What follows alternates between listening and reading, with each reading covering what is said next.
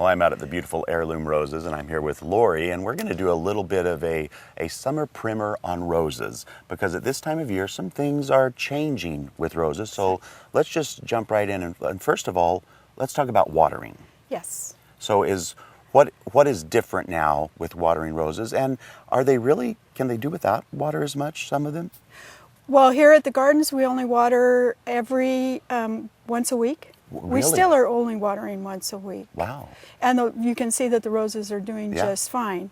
It's if the temperatures get up in the hundreds and stay up there, then you might want to add another watering. But well-established roses have a really good root system, and they can tolerate not being watered all the time. Well, and that's probably the key there, Lori, is if you just have planted your rose this, let's say, spring, you don't want to, you want to make sure it's got a deep root system, so you're going to want to water it well. Exactly. But once established, you can back off. Nice. Yes.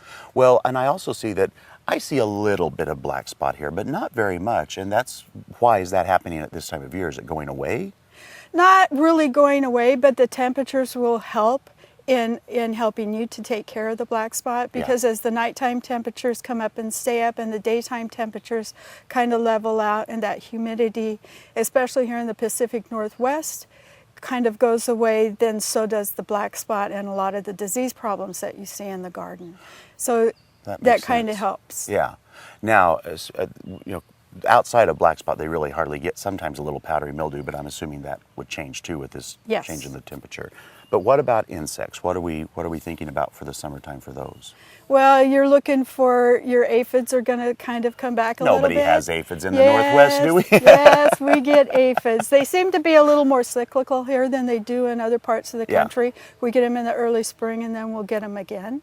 But we have leafhoppers, we have thrips, we have slugs and snails and all kinds of things. And those do tend to hang around all year long. Yes. So is there specific things that you guys suggest in, let's just take specifically aphids. Is there stuff that you use? Do you just spray them off with water? What do you do to get rid of them?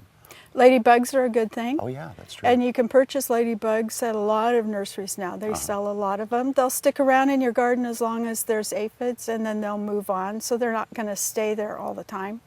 You can also hose them off with cold water with a hose.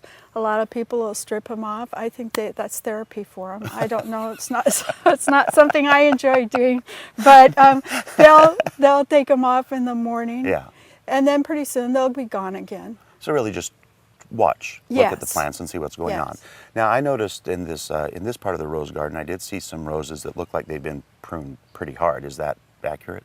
Yes. The once bloomers that you see behind us here are done blooming for the season, and they bloom on old wood. So if you have a once bloomer or a rambler that you want to prune or retrain or take care of, then you want to do that now, because the growth that it gets now is what it's going to bloom on next year. Okay. All right, and then what about the regular, like the beautiful hybrid teas, stuff like that? Give us some tips on pruning at this time of year. Well, really what we call it is deadheading.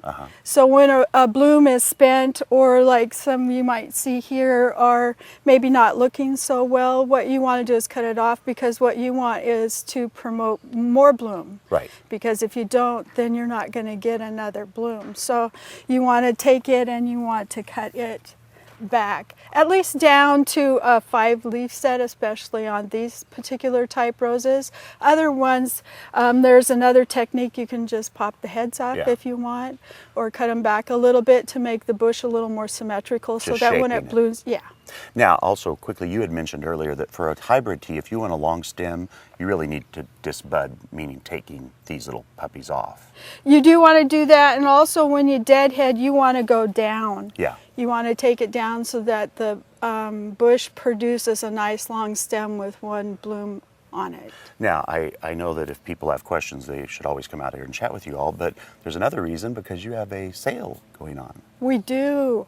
August 10th, 11th, and 12th, we'll have our yearly half-off sale here at the nursery. And some great things are going to be in there. And that's a great discount. It is. That's really nice. So if you have roses in your garden and you're thinking of, what do I need to do with them, you can come out to Heirloom Roses and talk with their amazing staff here and get your roses at half off during the sale. Thank you so much, Lori. It's always a pleasure. You're welcome.